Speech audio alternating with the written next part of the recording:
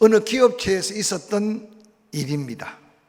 근로자들이 월급 인상을 놓고 파업 농성을 벌이므로 작업이 중단되고 회사는 막대한 피해를 입고 그러고는 언제 끝날지 모르는 문제를 안고 있었습니다. 그 문제를 해결하라고 사장은 무단히 애를 씁니다. 어느 날 그 회사 회장이 사장에게 전화를 걸었습니다. 이보게 어떻게 되어가나? 사장이 말하기를 근로자들이 대단히 강경합니다. 회장이 말합니다. 어떻게 할 참인가? 사장은 보고합니다. 이번에는 양보하지 않겠습니다. 주동자를 전부 구속시키고 그 책임을 물어 벌하겠습니다. 그때 회장이 사장에게 말합니다. 아, 그러면 안 되네. 회사 사정이 실제로 어렵지 않는가? 그 어려운 사정을 알아듣기 쉽게 설명해 주어야지. 그리고 사정이 나아지면 월급도 올려주겠다고 약속하면 될 것 아닌가? 회사가 어디 우리만의 것인가? 모든 종업원들의 것임을 납득시켜서 합의를 봐야지.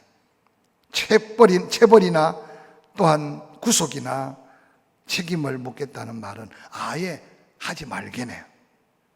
전화는 그렇게 끊었습니다. 근데 얼마 있지 않아서 그렇게 극렬하게 데모했던 농성장에 사람들이 하나둘 떠나가기를 시작했습니다. 사장이 깜짝 놀랐습니다.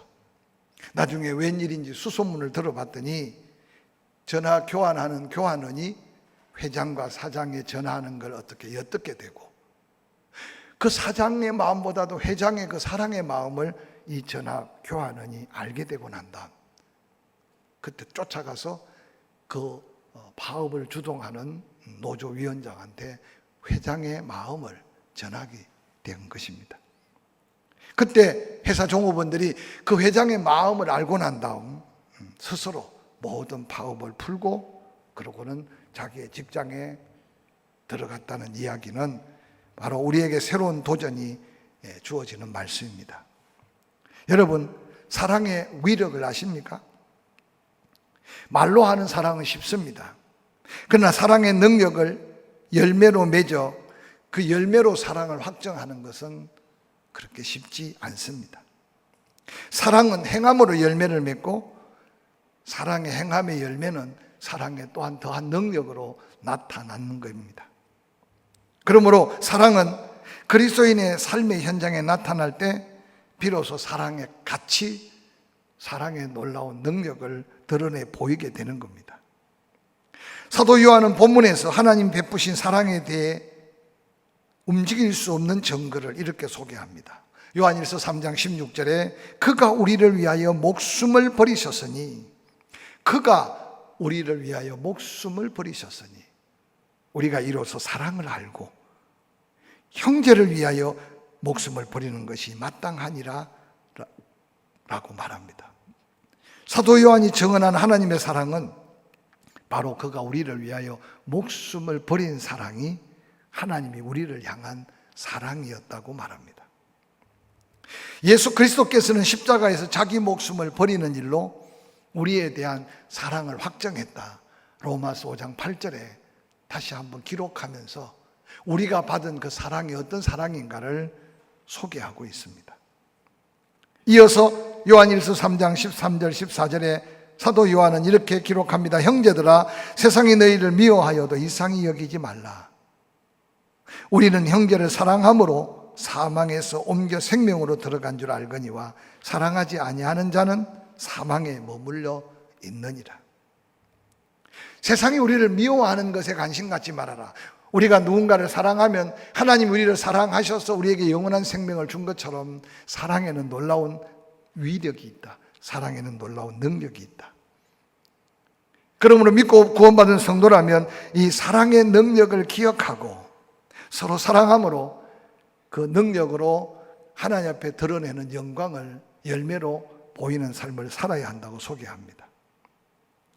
그래서 내가 너희를 사랑한 것 같이 너희도 서로 사랑하라는 이 말씀은 바로 예수님이 우리를 사랑함으로 사랑하지만 예수 그리스도의 사랑을 경험하고 그 사랑을 알고 그 사랑을 누군가에게 행동으로 실천하며 사랑의 열매를 맺는 곳에 놀라운 사랑의 능력이 더해진다는 사실을 우리에게 깨우쳐 줍니다.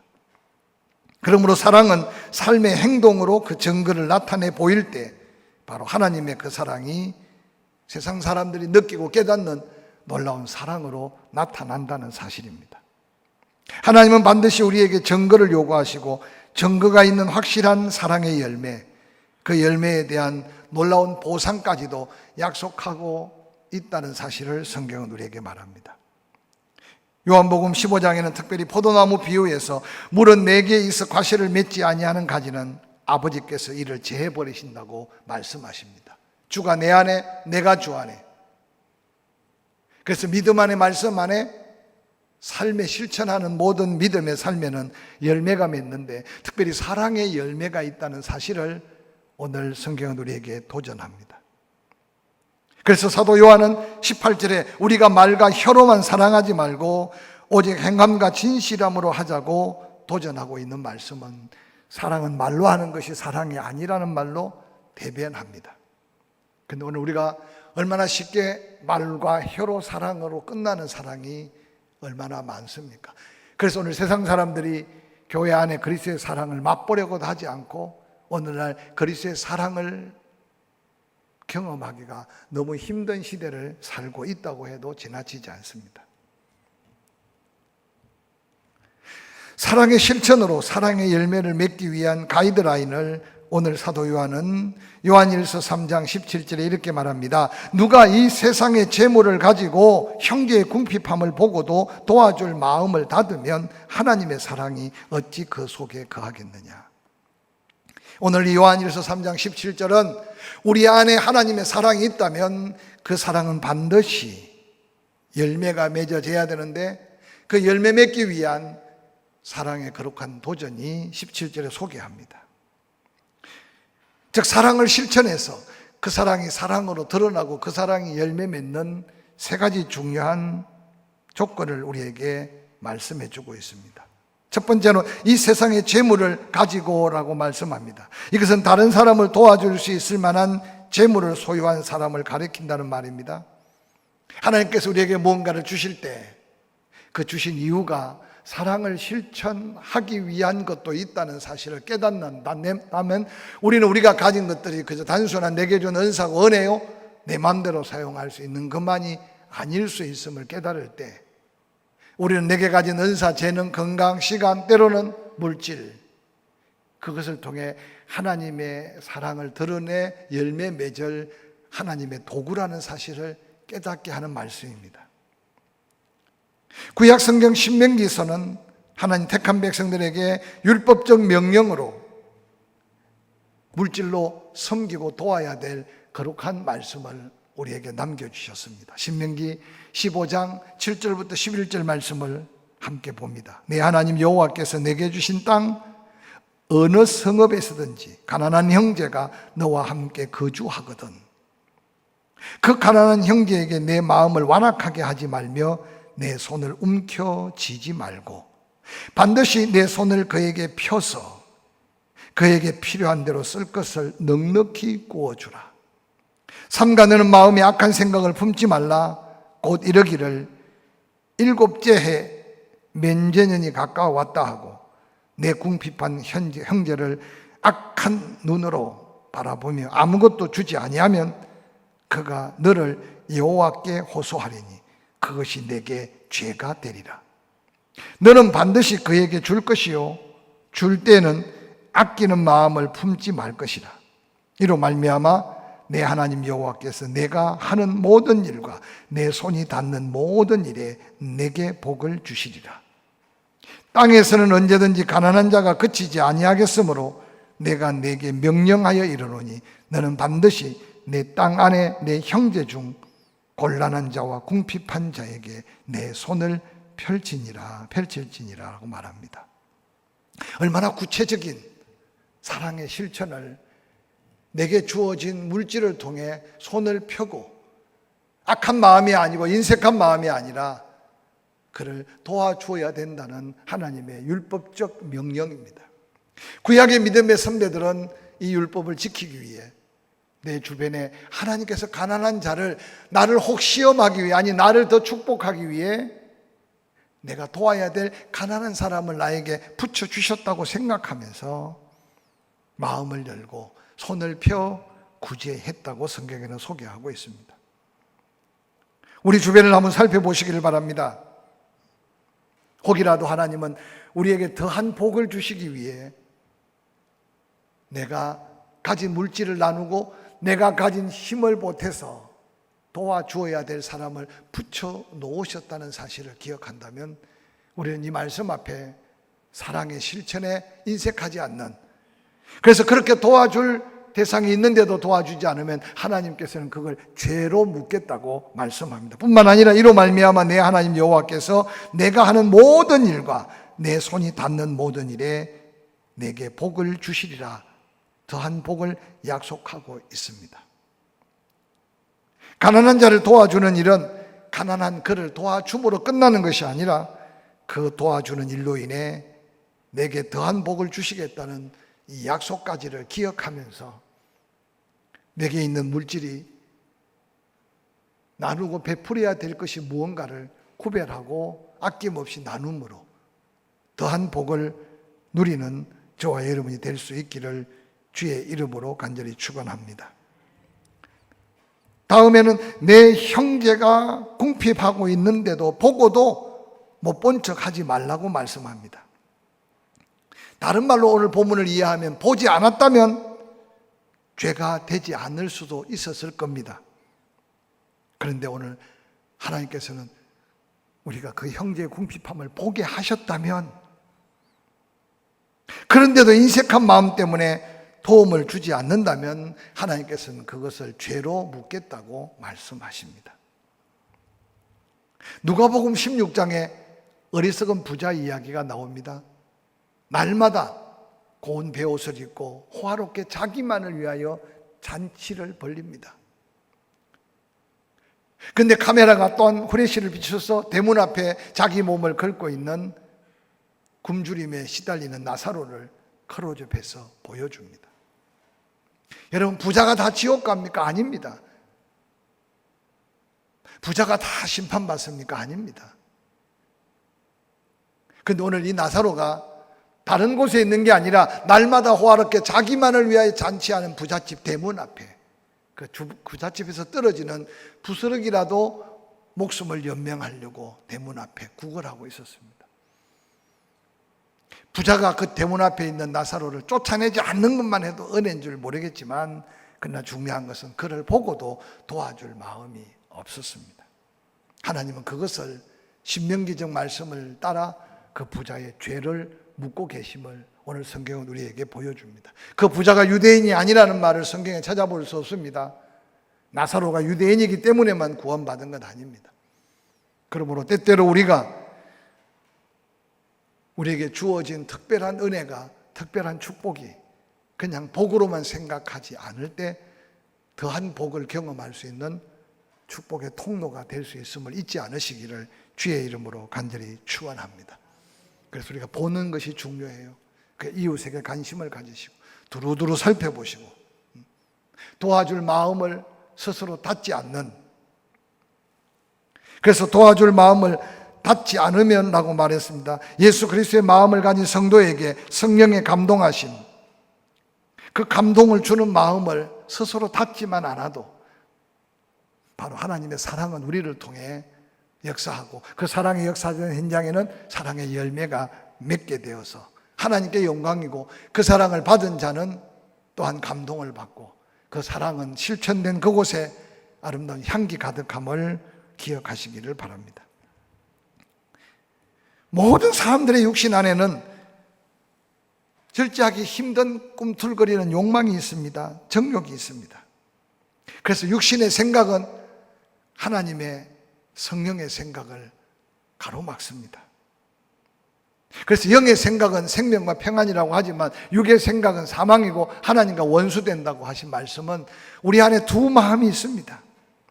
그런데 특별히 사랑을 실천할 때 성령의 감동대로 마음문을 열고 손을 펼치는 자가 이 놀라운 사랑의 능력을 덧입고 하나님의 영광을 드러낸다는 겁니다. 그런데 보편적으로 사람들이 물질이 없어서가 아니에요. 보지 못해서가 아니에요. 그런데 하나님의 감동하는 마음을 스스로 닫아버립니다.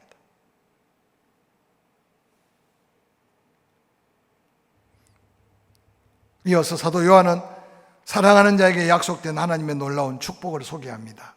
요한일서 3장 21절부터 이렇게 기록합니다. 사랑하는 자들아, 만일 우리 마음이 우리를 책망할 것이 없으면 하나님 앞에서 담대함을 얻고, 책망할 것이 없다는 것은 사랑의 감동대로 보고 마음을 닫지 않고 손을 펴 사랑하면 하나님은 우리에게 믿음의 담력을 덧입혀 주시겠다는 거예요. 무엇이든지 구하는 바를 그에게서 받나니 이는 우리가 그의 계명을 지키는 그 앞에서 기뻐하시는 것을 행함이라. 하나님이 기뻐하시는 게 뭐겠어요? 감동대로 사랑을 펼쳐서 사랑의 열매를 하나님은 바라보시고 우리에게 더한 은혜를 주시는데 무엇을 원하든지 구하는 바를 하나님께서는 다 이루어 주신다. 믿으시면 아멘. 하나님의 계명을 지키는 자가 하나님을 기쁘시게 하는데 그 계명이 뭐냐? 곧 그 아들 예수 그리스도의 이름을 믿고 믿음 안에서 우리에게 주신 계명대로 서로 사랑하는 것이라고 말합니다.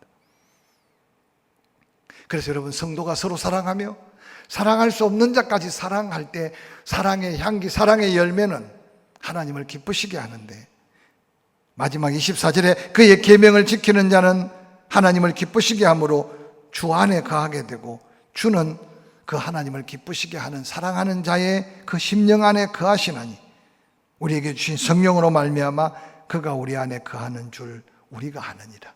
성령께서 끊임없이 내 안에 사랑의 능력으로 예수 그리스도가 친히 나와 함께 하심을 확신 있게 알게 하는 놀라운 은혜를 덧입혀 주신다는 겁니다. 저는 이 말씀을 준비하다가 하나님이 사랑의 열매를 찾으시는데 어때요? 여러분의 삶에 사랑의 열매가 맺혀 있습니까? 한국 교회를 바라보시면서 사랑의 열매를 찾으시는데 과연 한국 교회가 얼마나 하나님 앞에, 세상 사람들 앞에 사랑의 열매를 드러내고 하나님께 영광을 돌릴 수 있겠습니까? 이 한 주간 살면서 우리에게는 큰 열매는 없을지라도 내게 주신 하나님 물질, 내게 주신 믿음의 은사대로 사랑을 실천함으로 열매 맺는 열매로 하나님을 기쁘시게 하는 한 주간의 삶을 다시 새롭게 시작할 수 있기를 주의 이름으로 간절히 축원합니다. 사랑의 말 한마디, 그것도 그냥 말만 하는 게 아니라 찾아가서 용서를 구하고 찾아가서 위로하며. 제가 오늘 낮 예배를 끝나고 총회가 어떻게 되나 총회 홈페이지에 잠깐 들렸다가 총회에 일어난 애경사에 대한 기록을 보다가 깜짝 놀랐어요. 포항에는 두 침례 교단이 지방회로 형성되어 있어요. 우리는 포항 지방회고 또 다른 경동 지방회가 있어요. 근데 경동 지방에 제가 아끼는 후배 중에 한 사람이 지난 25일, 26일 아버지를 천국 보내고 입간 예배, 발인 예배를 다 치렀는데 저는 까마득히 모르고 있었어요. 너무 아쉽고 서운해서 전화를 했어요. 아이고 목사님, 코로나 기간 동안에 너무 어수선하고 제가 일일이 연락을 못했습니다. 그래서 제가 그랬어요. 이 사람아, 우리 어머니가 돌아가시면 네가 안 올 거냐? 알려야지. 근데 오늘 안타깝게도요, 아버지가 돌아가셨는데도 온 사방 마음껏 알리지 못하는 게 지금 보이지 않는 코로나의 현실이고 우리 삶의 현실이에요. 그래서 어떤 분들은 미리 부담스러울까 봐 안 알리는데 저는 늘 그렇게 말해요. 오고 안 오는 것은 그 사람이 알고 안 오는 걸 어떻게 하겠어요. 그러나 힘든 일이 있을수록 알려야 되고 기도 제목이 있을수록 알려야 되고 어려울수록 알려야 되고 할렐루야. 근데 정말 오늘 안 알리는 배경 속에는 여러분 알려도 무관심한 시대적인 어떤 부담이 크지 않았을까 생각해 봅니다. 사랑하는 성도 여러분, 하나님은 지금도 당신이 생명을 다해 목숨을 버리기까지 사랑한 우리에게 이 땅에서 사랑의 열매를 통해 하나님을 기쁘시게 하고 우리의 사랑의 열매를 통해 많은 세상 영혼들이 하나님의 사랑을 또한 새롭게 알아가기를 원하는 하나님께서 사랑의 열매를 찾고 계신다. 이 한 주간 우리의 작은 모습이지만 때로는 내가 맺는 사랑의 열매가 비교할 때 보잘것없을지 몰라도 하나님 우리 형편 사정을 알기 때문에 내가 맺을 수 있는 최고 최선의 열매를 맺어가며 하나님을 기쁘시게 하는 저와 여러분이 될 수 있기를 주의 이름으로 간절히 축원합니다. 하나님은 그 사랑의 열매를 찾으시고 또 찾으시는 이유가 뭡니까? 바로 그 사랑의 열매를 통해 하나님의 기쁨이 된다면 하나님 우리에게 더한 믿음의 담대함을 덧입혀 주시기 위해서 사랑할 만 하잖아요. 손을 펼칠 만 하잖아요. 도와줄 만 하잖아요. 뿐만 아니라 사랑하면 무엇이든지 원하는 대로 하나님께서는 우리에게 응답하시려고 우리에게 사랑의 열매를 찾고 계신다. 뿐만 아니라 하나님이 기뻐하시는 그 계명, 서로 사랑하라는 사랑의 열매를 맺는 자에게는 주가 내 안에 내가 주 안에, 그래서 주 안에 거하는 자가 모든 삶의 형통함을 약속한 진정한 믿음 안에 사랑의 능력을 삶에서 경험하고 체험하며 이 한 주간 그 사랑의 열매로 하나님 앞에 다가가는 사랑하는 포항 침례교회 믿음의 가족 저와 여러분 되기를 주의 이름으로 간절히 축원합니다.